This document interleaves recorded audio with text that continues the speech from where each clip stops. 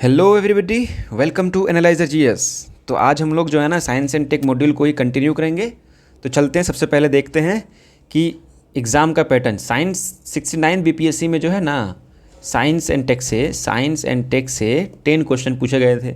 और इस बार आप जैसे कि जानते हैं कि 70 बीपीएससी 70वीं बीपीएससी में एसडीएम डीएसपी का पद ज़्यादा है, डीएसपी का पद ज़्यादा है और टोटल वैकेंसी लगभग 2000 के आसपास है। तो इस बार साइंस एंड टेक से जो है ना क्वेश्चंस आने की संभावना बहुत है और आपको 12 से 15 क्वेश्चंस जो है ना वो साइंस एंड टेक से मिलेंगे। तो हम लोग का ये टॉपिक्स है, ये सारा टॉपिक जो है हम लोग को कवर करना है। इसमें हम लोग है ना डिफेंस टेक्नोलॉजी और आईसीटी मतलब information and communication technology covered है।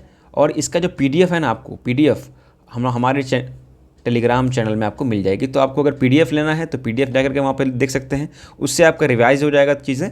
और आप इस दोनों वीडियो को जाकर कंप्लीट कीजिए। उसके बाद फिर आपका आज हम लोग क्या डिस्कस करेंगे, आज करेंगे हम लोग एनर्जी। इसके बाद हम लोग देखेंगे कल न्यूक्लियर एनर्जी के बारे में, फिर हम लोग देखेंगे स्पेस टेक, बहुत इंटरेस्टिंग होगा। नैनो टेक तो और इंटरेस्टिंग है। रोबोटिक्स के बारे में जाएंगे, फिर एआई आएगा, फिर बायोटेक आएगा। तो सारा इंटरेस्टिंग टॉपिक है, राइट। मतलब आपको बहुत मज़ा आ जाएगा कि भाई दुनिया कैसे चल रही है, हम लोग कैसे टेक्नोलॉजी पे काम कर रहे हैं। फिर हम लोग इंडिया का प्लान देखेंगे। फिर हम लोग ना लास्ट के एक दो वीडियो में जो फैक्चुअल चीज़ है ना, फैक्चुअल नेचर की चीज़ है, वो मतलब काइंड ऑफ करंट अफेयर्स आप कह सकते हैं, वो सारा हम लोग इसमें देख लेंगे, राइट। तो चलते हैं हम लोग डिस्कशन को शुरू करते हैं। आज का हम लोग डिस्कशन में ये सारा चीज़ पढ़ेंगे। एलपीजी पढ़ेंगे, एलएनजी पढ़ेंगे, सीएनजी पढ़ेंगे, ये सारा चीज़ हम लोग आज पढ़ेंगे। तो चलिए आज हम लोग डिस्कशन को शुरू करते हैं। फिर तो डिस्कशन को शुरू करने से पहले देखिएगा, हमारे एनालाइजर जीएस ने आपके लिए मेंटोरशिप लेके आई है, फ्री वीडियोस लेके आ रही है, टेस्ट सीरीज़ फ्रीली अवेलेबल मतलब लेके आ रही है 10 अक्टूबर के बाद। तो आप इसका इस प्लान का अगर आपको बेनिफिट उठाना है, बेनिफिट लेना है, अवेल करना है, तो आप जाकर के हमारा टेलीग्राम से जुड़िए, सब्सक्राइब कीजिए। और एक ना डिस्क्रिप्शन में जो है गूगल फॉर्म होगा, उस गूगल फॉर्म को आप फिल कर दीजिएगा, सो दैट आपको टेस्ट सीरीज़, मेंटोरशिप और हाईली इंटरेस्ट वीडियो आपको अवेल हो जाए, राइट। तो चलते हैं हम लोग डिस्कशन को शुरू करते हैं। सबसे पहले देखते हैं एनर्जी क्या होती है। तो एनर्जी देखिए भाई, कुछ नहीं होती है, यहाँ पे लिखा हुआ है एबिलिटी टू डू वर्क, मतलब काम करने की क्षमता, यही होता है एनर्जी, ठीक है। तो एनर्जी आप लोग जानते भी होंगे, खैर। तो चलिए हम लोग अब देखते हैं। इसमें हम लोग देखिए इसका फॉर्मूला पे नहीं जाएंगे, क्योंकि ये जो है फिर फिजिक्स का पार्ट हो जाता है, तो आप लोग फिजिक्स में, जनरल साइंस में तो आप देख ही रहे हैं, ठीक है। तो चलते हैं हम लोग अब नेक्स्ट में। सबसे पहले देखते हैं हम लोग कैलोरीफिक वैल्यूज़। कैलोरीफिक वैल्यूज़ क्या होता है ना कि आपको देखिए यहाँ पे क्या लिखा हुआ है, 1 gram fuel is equal to heat. मतलब 1 ग्राम फ्यूल में जो है ना, 1 ग्राम फ्यूल कोई भी फ्यूल में आप कितना हीट जनरेट कर पाते हैं, कितना हीट जनरेट आपका होता है, राइट। जिसका मतलब हीट जनरेशन मतलब जिसका कैलोरीफिक वैल्यू ज़्यादा होगा तो मतलब उसमें हीट ज़्यादा होगा, मतलब हीट ज़्यादा जनरेट करेगी, तो वो अच्छा फ्यूल माना जाता है, राइट। तो हम लोग देखते हैं अब थोड़ा सा कि कौन कौन सा हम लोग फ्यूल देखेंगे। जैसे कि सबसे पहले कोल से हम लोग हीट निकालते हैं, हम लोग एनर्जी बनाते हैं। पेट्रोलियम प्रोडक्ट से निकालते हैं एलएनजी, सीएनजी, हाइड्रोजन।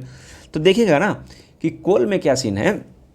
देखिए कोल जो है आपका सॉलिड नेचर का है, पेट्रोलियम जो है आपका लिक्विड नेचर का है, ये जो है ये आपका गैसियस नेचर का है। ये सारा तीनों जो है ये आपका गैसियस नेचर का है, गैसियस नेचर, राइट।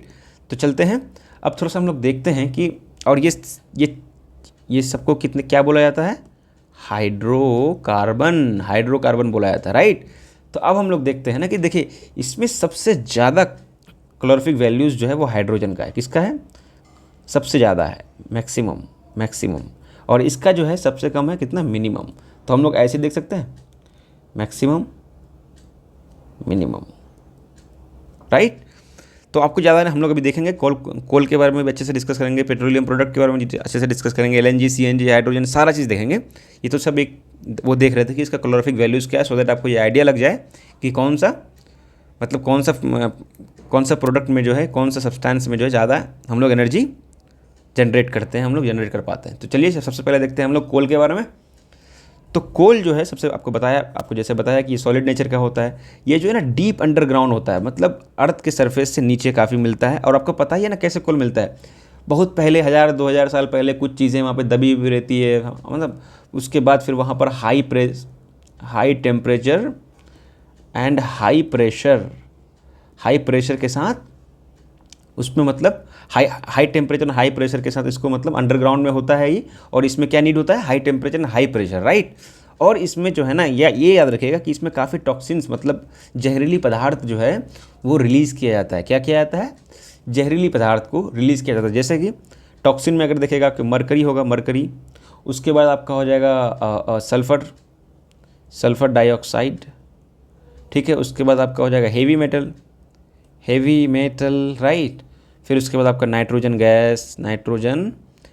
गैस भी ये रिलीज़ करती है, तो ये टॉक्सिन रिलीज़ करती है। और हेल्थ में क्या इशू होता है, तो भाई हेल्थ में इसमें इशू होता है, कैंसर हो सकता है, और क्या हो सकता है, मतलब अगर हम कोल से एनर्जी जनरेट करेंगे तो क्या क्या हो सकता है, तो हेल्थ में कैंसर हो सकता है, और क्या हो सकता है, आपका कैंसर हो जाएगा आपका। उसके बाद ब्रेन का इशू होगा कुछ, उसके बाद आपका ब्रेन डैमेज, मान लीजिए ब्रेन डैमेज, फिर आपका अस्थमा भी होगा, अस्थमा भी, ये सारा जो, और एक इम्पॉर्टेंट क्या है, सॉरी, एक होता है प्री मैच्योर डेथ।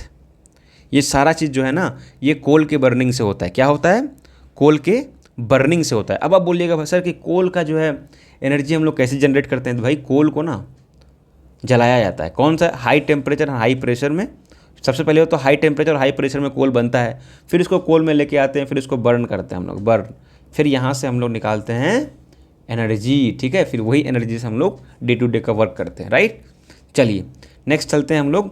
अब थोड़ा सा जब कोल पे आ गए हैं तो थोड़ा सा देख लेते हैं कि, फिर यहाँ पर स्लाइड, एक सेकेंड, हाँ, तो देखेंगे हम लोग टाइप ऑफ कोल्स में देखेंगे कि इसमें कार्बन कंटेंट कितना होता है, बर्निंग एफिशिएंसी क्या है, और रिजल्ट क्या क्या होता है। तो सबसे पहले हम लोग देखेंगे एंथ्रासाइट कोल जो है ना, वो सबसे सुपीरियर कोल होता है, जो इंडिया में अवेलेबल नहीं होता है। और इसका जो कार्बन कंटेंट है वो 85, मतलब जितना कार्बन कंटेंट होगा उसका हीट एफिशिएंसी उतना ज़्यादा होगा, राइट। तो बर्निंग एफिशिएंसी ज़्यादा होगा तो हीट एफिशिएंसी भी ज़्यादा होगा। तो एंथ्रासाइट में अगर हीट एफिशिएंसी ज़्यादा होगा तो इसमें जो एसेस और स्मोक है वो कम निकलेंगे ना, धुआं कम निकलेगी कि नहीं निकलेगी, तो धुआं कम निकलेगी। उसी तरह से आता है बिटुमिनस और लिग्नाइट जो है ना, वो इंडिया में मिलता है, और ये जो है मीडियम रेंज का होता है, 45 to 85% के आसपास इसमें करंट अफेयर बोलता हूँ, सॉरी, कार्बन कंटेंट रहता है, और इसमें 35 to 45% क्या रहता है, लिग्नाइट में कार्बन कंटेंट, और इसमें जो है वो थोड़ा सा कम रहता है, और इसमें भी उसी टाइप का। सबसे कम जो होता है ना वो होता है पीट में है ना, 35% से कम होता है कार्बन कंटेंट, और फिर बर्निंग एफिशिएंसी भी कम होता है, और इसमें हीट जो है, हीट कम होता है। जब हीट कम होगा तो स्मोक ज़्यादा होगा, स्मोक ऑटोमेटिकली ज़्यादा हो जाएगा, राइट, और एसेस भी उससे ज़्यादा निकलेंगे, ठीक है।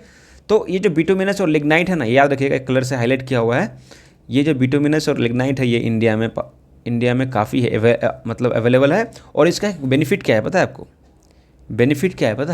इससे जो है ना हम लोग सल्फ़र, इससे जो है ना सल्फ़र रिलीज़ नहीं होता है। और सल्फ़र किसके लिए काउज़ करता है, क्या करता है सल्फ़र काउज़ करता है एसिड रेन। और एसिड रेन अगर होगा तो क्या होगा, क्लाइमेट चेंज, तो ये नुकसान होता है हेल्थ में, ठीक है। ह्यूमन बॉडी में क्या बोलते हैं, प्लांट, एनिमल और उसका स्किन में सब जगह एसिड रेन से प्रॉब्लम होती है। तो बिटुमिनस और लिग्नाइट में जो है ना वो सल्फ़र कंटेंट नहीं होता है, जिससे हम लोग ये बेनिफिट है इसमें, मतलब एक यहाँ पर एक बेनिफिट देखिएगा, ठीक है। तो चलते हैं हम लोग अब नेक्स्ट देखते हैं पेट्रोलियम प्रोडक्ट में क्या है ना कि पेट्रोल और डीजल क्या है, पेट्रोलियम, इतना आप लोग तो जानते ही हैं कि पेट्रोल और डीजल होता है, तो पेट्रोलियम प्रोडक्ट। अब हम लोग देखते हैं कि नॉकिंग एजेंट क्या बोलता है और एंटी नॉकिंग एजेंट क्या होता है। देखिएगा आप, जब कभी मशीन को है ना, कोई भी पेट्रोल या डीजल वाला जो ये होता है ना, पेट्रोल वाला, तो उसमें है ना होता क्या है कि मशीन में एक आवाज़ होती है, साउंड। तो उस साउंड के वजह से जो है ना, मतलब हीट कम जनरेट होता है तो साउंड आने लगता है, साउंड ज़्यादा आने लगता है। तो अगर हीट कम जनरेट होगा तो एनर्जी कम होगा तो माइलेज कम देगी, माइलेज कम देगी। तो इस माइलेज को बढ़ाने के लिए, इस माइलेज को इंक्रीज़ करने के लिए हम लोग लेके आए एंटी नॉकिंग एजेंट को क्या करते हैं हम लोग, पेट्रोल में मिला देते हैं, ठीक है। पेट्रोल में जब उसको मिलाते हैं तो उसका थोड़ा सा क्या बोलते हैं कि उसका जो एफिशिएंसी वो बढ़ जाता है, और इससे ज़्यादा हीट जनरेट होने लगती है। हीट जब जनरेट ज़्यादा होने लगेगी तो एनर्जी ज़्यादा देगी, ठीक है, तो एंटी नॉकिंग एजेंट क्या करता है ना कि उसका ऑक्टेन नंबर जो है, पेट्रोल के केस में ऑक्टेन नंबर बढ़ा देता है, ऑक्टेन नंबर बढ़ा देता है। और डीजल के केस में जो है ये सीटेन नंबर इंक्रीज़ कर देता है। और ये सीटेन नंबर क्या होता है, मतलब ऑक्टेन नंबर और सीटेन नंबर से डिसाइड होता है कि ये किस क्वालिटी का, मतलब किस क्वालिटी का पेट्रोल है या डीजल है। अगर पेट्रोल का क्वालिटी देखना है ना तो क्या देखना है कि इसमें ऑक्टेन नंबर कितना है, और डीजल का देखना है तो क्या देखना है कि इसमें सीटेन नंबर कितना है। इतना बस याद रखिएगा, ठीक है। हो सकता है बीपीएससी आपसे पूछ दे कि पेट्रोल का क्वालिटी चेक करने के लिए कौन सा नंबर का यूज़ होता है, तो ऑक्टेन दे देगा, सीटेन दे देगा और कोई दूसरा नंबर दे देगा, और उसके बाद बोलेगा इनमें से कोई नहीं, मोर ऑफ मतलब all of the above, right. तो आप वहाँ पे थोड़ा सा देख लीजिएगा, पेट्रोल से याद रखिएगा ऑक्टेन और डीजल में सीटेन, राइट। चलते हैं अब हम लोग थोड़ा सा देख लेते हैं कि हम लोग पेट्रोल और डीजल को कैसे मतलब निकालते हैं, पेट्रोल और डीजल होता बनता कैसे है। तो सबसे पहले देखिएगा क्रूड ऑयल होता है। क्रूड ऑयल को जो है ना हम लोग एक प्रोसेस के थ्रू लेके आते हैं, उस प्रोसेस का नाम है फ्रैक्शन डिस्टिलेशन। इसी से हम लोग पेट्रोल और डीजल को पाते हैं, मतलब निकालते हैं यहाँ से इसका बायो प्रोडक्ट। लेकिन इसका जो कुछ क्रूड ऑयल से एक पेट्रोल निकलता है और दूसरा निकलता है बायो प्रोडक्ट एस्फेल्ट। एस्फेल्ट में ना, एस्फेल्ट का दो यूज़ है, राइट। तो एक यूज़ ये है कि ये स्टील स्लैग बनाने में काम होता है, और दूसरा एस्फेल्ट का यूज़ ये है, ये रोड कंस्ट्रक्शन में काम आता है। आपको बस इतना ही याद रखना है, राइट। अब देखिए एस्फेल्ट के बारे में तो पता ही है कि कहाँ से निकला भाई, ये क्रूड ऑयल से निकला। क्रूड ऑयल से निकला, नेचुरल, यहाँ पे इसको नेचुरल ऑयल भी बोल सकते हैं, राइट। लेकिन बायो, यहाँ पे लिखा हुआ क्या है, बायो एस्फेल्ट, मतलब बायो का मतलब ही है ऑर्गेनिक और इनऑर्गेनिक सब्सटेंस से। मतलब जैसे कि मान लीजिए ना कि आप लाइक धान वान का वो जो पत्ता होता है, लीव्स होते हैं, लीव्स, और ये सारा चीज़ से जो मतलब बायोलॉजिकली जो अवेलेबल है उससे जो है ना बायो एस्फेल्ट निकाला जाता है, ठीक है। ये इतना ही बस आपको याद रखना। अगर पूछ ले आपको कि बायो एस्फेल्ट जो है वो कैसे निकाला जाता है या कि किस चीज़ से बनता है, तो लीव्स से बनता है, धान वान का जो पत्ता वो सब होता है ना, धान वान का मतलब पेड़, जो धान का पौधा होता है उसको काटने के बाद जो उससे भी एस्फेल्ट निकाल सकते हैं, तो ये बायो एस्फेल्ट है, राइट। चलते हैं हम लोग नेक्स्ट में देखेंगे हम लोग पेट्रोलियम गैस। ऑल्दो ये सारा चीज़ आपको पता ही होगा चूँकि आपने साइंस में पढ़ा ही है इसको, कि कौन सा इसमें गैसेस होते हैं और कौन सा इसमें गैसेस मिलाए जाते हैं, सो दैट कि हम लोग स्मेल कर सके। तो ये सब अभी यहाँ पे हम लोग डिस्कस नहीं करेंगे। हम लोग बस देख लेते हैं कि लिक्विड मतलब एलपीजी जो है ना, एलपीजी जो है वो प्योर गैस है, ठीक है। और इसमें प्रोपेन एंड ब्यूटेन का मिक्सर होता है, मिक्स। और कंप्रेस्ड नेचुरल गैस जो है ये मीथेन बेस्ड फ्यूल गैस होता है, और इसे ही हम लोग ना मतलब हाइड्रोजन गैस के लिए ना, हाइड्रोजन गैस जो हम लोग लेके आना चाहते हैं कि हाइड्रोजन फ्यूल से, तो हाइड्रोजन फ्यूल भी जो है ना यहीं से ड्राइव हुआ है कि जब यहाँ से ऐसा हो सकता है तो हाइड्रोजन फ्यूल भी इंडिया में इन फ्यूचर अच्छे से मतलब ग्रो करेगा। हाइड्रोजन फ्यूल अच्छे से मतलब हम लोग को काम आएगा। तीसरा है कि liquefy natural gas. Liquefied natural gas में क्या है, ये क्लियर होता है कलर। एक्चुअली ना मेरी आज तबीयत थोड़ी ख़राब है, मेरी मतलब मैं थोड़ा सा बीमार हूँ, इसके वजह से मेरे मतलब जबान भी लड़खड़ा रहे हैं और खांसी भी बार बार हो रही है, तो थोड़ा सा डिस्ट्रैक्ट भी हो रहे हैं हम। तो चलिए कोई नहीं, देखते हैं फिर हम लोग, चूँकि हम लोगों ने कमिटमेंट कर दिया है ना कि भाई 10 अक्टूबर से पहले हम लोग सिलेबस कंप्लीट, मतलब जितने हम लोगों ने कमिटमेंट किया है वो सारा फुलफिल कराएंगे। इसी वजह से थोड़ा सा मतलब मैं भी इसको इस वीडियो को अभी रिकॉर्ड कर रहा हूँ, राइट। और मेरी तबीयत ख़राब है, मतलब पूरा बॉडी में पेन है काफ़ी, मतलब खांसी वांसी भी हो रही है। तो चलिए देखते हैं कि कंटिन्यू करते हैं हम लोग। लिक्विफाइड नेचुरल गैस, तो यह है क्लियर, कलरलेस, और ये इसमें जो है ना कोई टॉक्सिक एलिमेंट नहीं होता। इतना आप लोग याद रखिएगा। ये सब आप लोग जो है ना केमिस्ट्री में पढ़ते होंगे, तो यहाँ पे ज़्यादा डिस्कस इसको करेंगे नहीं। चलते हैं हम लोग अब पाइपलाइन नेचुरल गैस में। पाइपलाइन नेचुरल गैस क्या होता है भाई, ए पॉइंट से बी पॉइंट पाइप के थ्रू नेचुरल गैस का ट्रांसफ़र, ये तो नाम से ही पता चल रहा है। तो इसमें पीएम ऊर्जा गंगा एक स्कीम है, 2016 में लॉन्च हुई थी। इसमें है ना वाराणसी, जगदीशपुर कहाँ है भाई, ये अपना बिहार, अपना प्यारा बिहार में है ये, ठीक है। तो ये पूछ सकता है कि पाइपलाइन नेचुरल गैस जो है वो बिहार के किस एरिया से निकल रहा है। तो यहाँ पर मैं इसको हाईलाइट कर देता हूँ, इसको याद रखिएगा, साइंस एंड टेक से जगदीशपुर से निकलता है, राइट। और उसके बाद जाएगा उड़ीसा, फिर हल्दिया, बोकारो, फिर उसके बाद नॉर्दर्न स्टेट में। और इसका रिस्पॉन्सिबल कौन होता है, कौन इसको लागू कर रहा है, मतलब कौन इस पर वर्क कर रहे हैं, ओएनजीसी, गेल और IOCL। इतना ही जानना था हम लोग को। चलते हैं हम लोग अब सेल गैस पे। तो सेल गैस में क्या होता है ना कि ये मेथेन से बनता है, ठीक है। हालांकि इसमें प्रोपेन और ब्यूटेन भी होता है। और ये सेल गैस बनता का है, तो ये सेडिमेंट्री रॉक्स है ना, सेडिमेंट्री रॉक्स, तो जो है ना ये सब टाइप ऑफ सेडिमेंट्री रॉक्स है। उसके बाद इसका जो मैक्सिमम रिजर्व जो है वो कहाँ है, मैक्सिमम रिजर्व अगर पूछ ले आपको कि भाई शेल गैस का जो मैक्सिमम रिजर्व कहाँ है, तो मैं आपको एकदम रैंकिंग के हिसाब से कर देता हूँ। एक है चाइना, दूसरा है आपका अर्जेंटीना, अर्जेंटीना, उसके बाद आपका है अल्जेरिया, अल्जेरिया, फिर आपका आता है यूएसए, फिर आपका आता है India, India sorry dot dot dot dot dot India, India का रैंक क्या है 11th।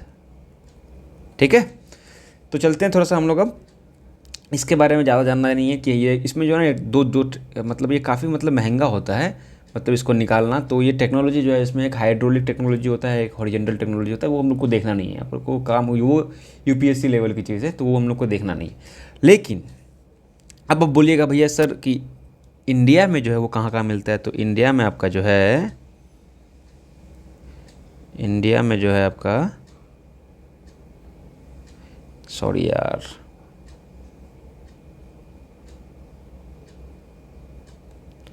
इंडिया में जो है ना एक यहाँ पे मिलता है कॉन्गो बेसिन में, सॉरी क्या बोलता, कावेरी बेसिन में, कृष्णा गोदावरी बेसिन है यहाँ पर, यहाँ मिलती है। फिर आपका मिलता है कावेरी बेसिन यही वाला में। फिर आपका जो आता है वो कहाँ मिलता है, कैनबे बेसिन में। फिर आपका जो मिलता है आपका यहाँ पर इस पोर्शन में, गंगा वाले पोर्शन में। और आपका कहाँ मिलता है, इंडो गंगेटिक बेसिन में हो गया। और एक होता है अराकान योमा में। तो मैं यहाँ पर लिख देता हूँ Arakan Yoma, Cambay basin, Indo Gangetic plain, फिर आपका कावेरी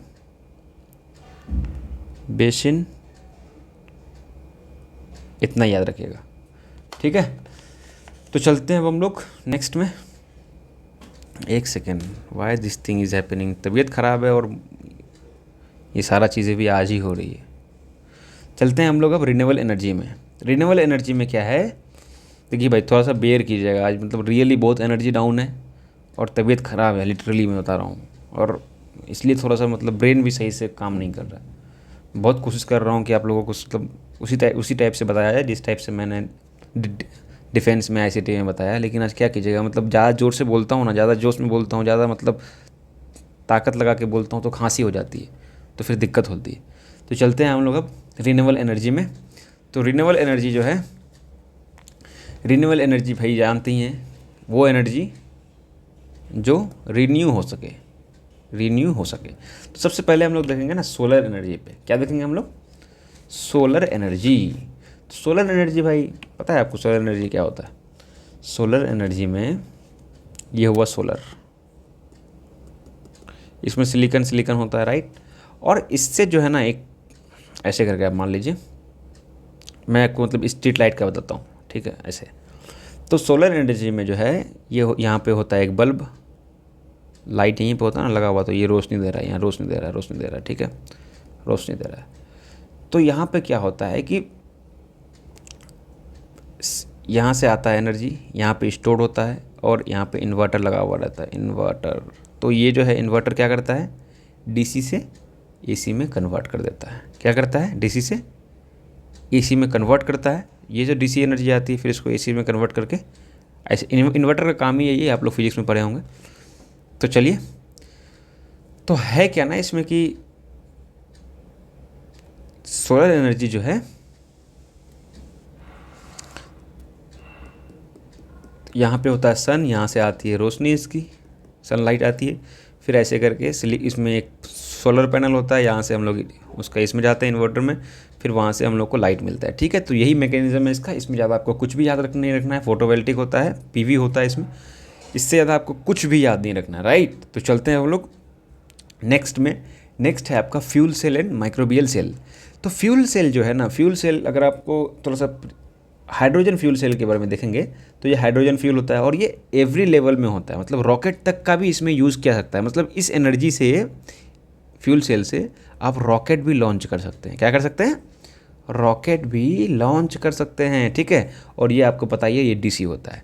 अब हम लोग आते हैं थोड़ा सा बैटरी में देखते हैं।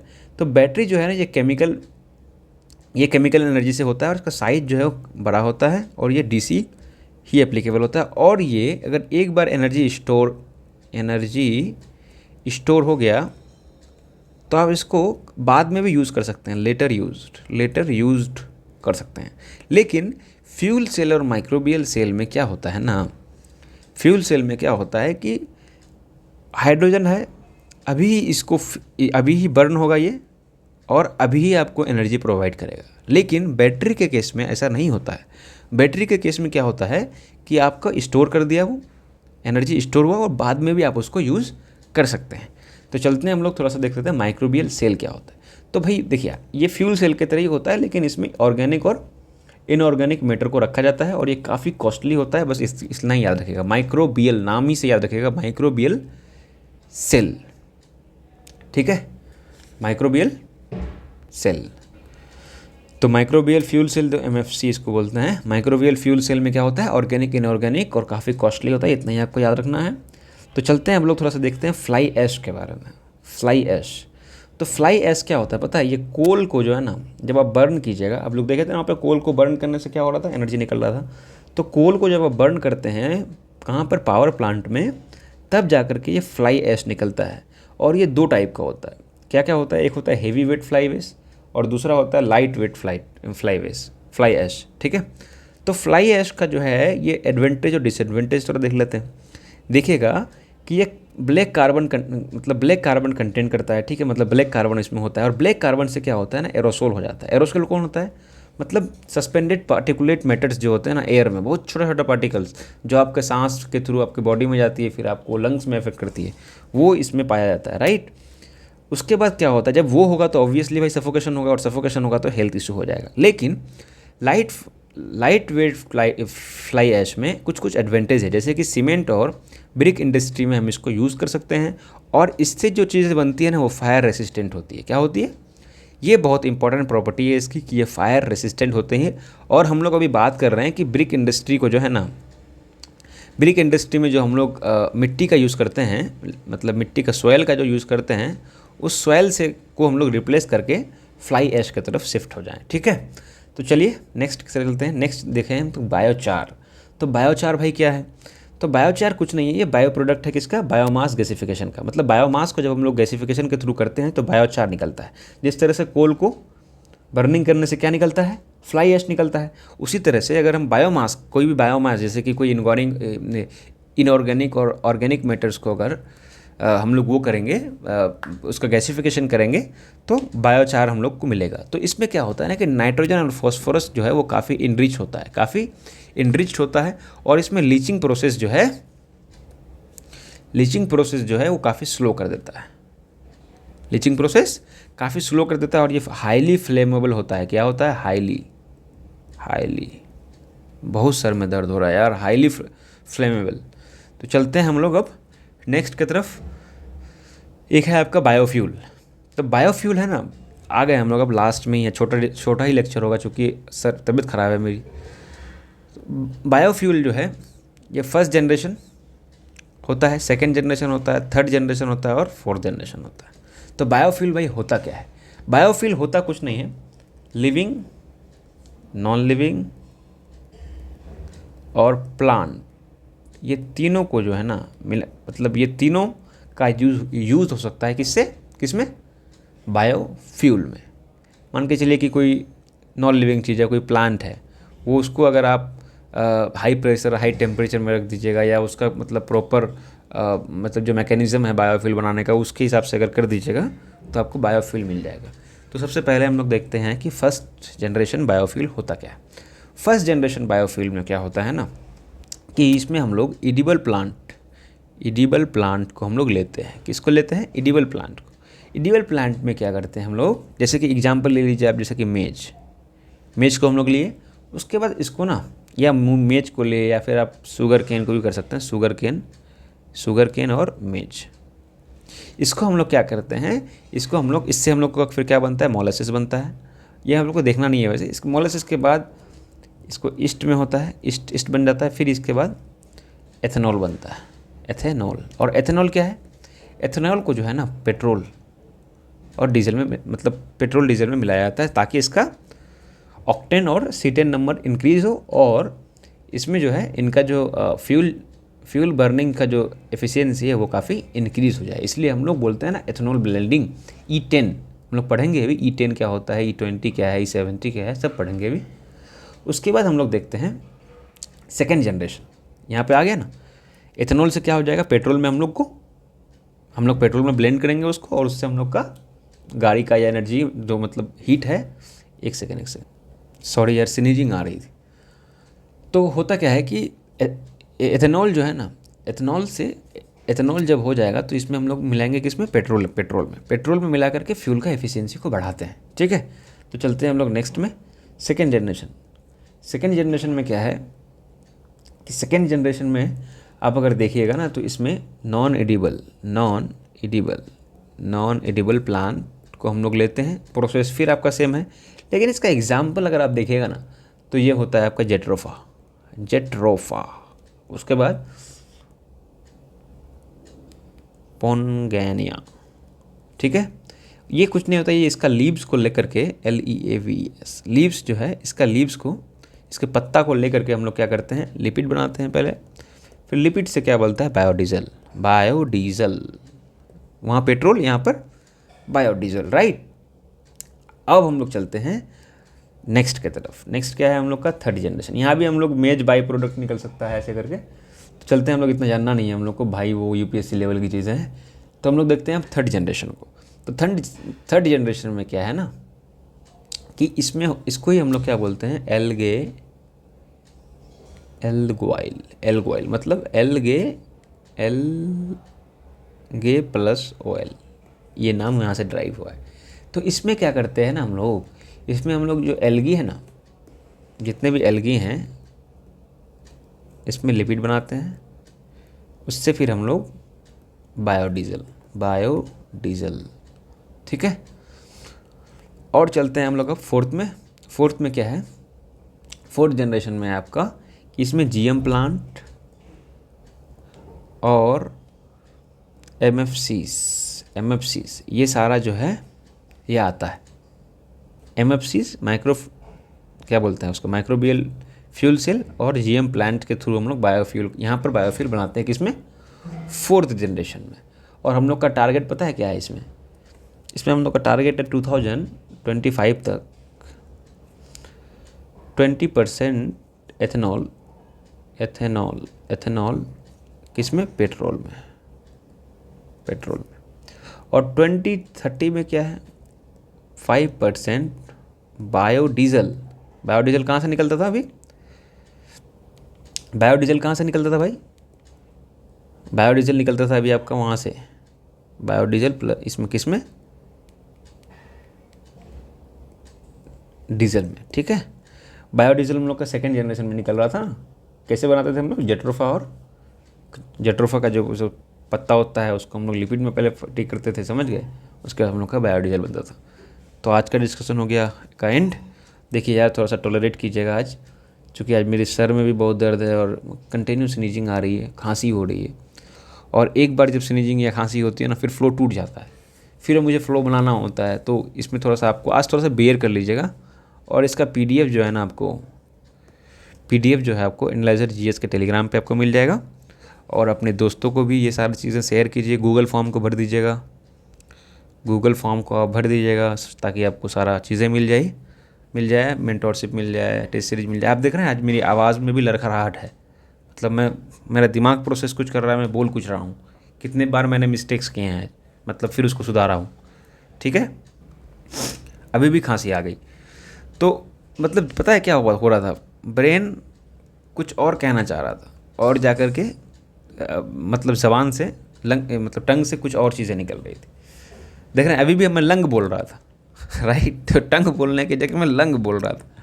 तो ऐसा है, लेकिन ऐसा नहीं है कि पूरा लेक्चर में जो है वो गलत नहीं बोला हूँ, मैं बार बार फिर करेक्ट किया हूँ कि भाई सही है कि गलत है। मैं इसको फिर से एक बार चेक करूँगा, फिर आपको मतलब आपके यूट्यूब में आ जाएगा, राइट। तो चलिए अपना बहुत बहुत ख्याल रखिएगा, और मेरे लिए भी प्रे कीजिएगा कि मेरी तबीयत भी ठीक हो जाए। थोड़ा सा बहुत डाउन फील हो रहा है, मतलब पता नहीं क्यों ऐसा। चलिए फिर, thank you for your patience and support. जय हिंद, थैंक यू।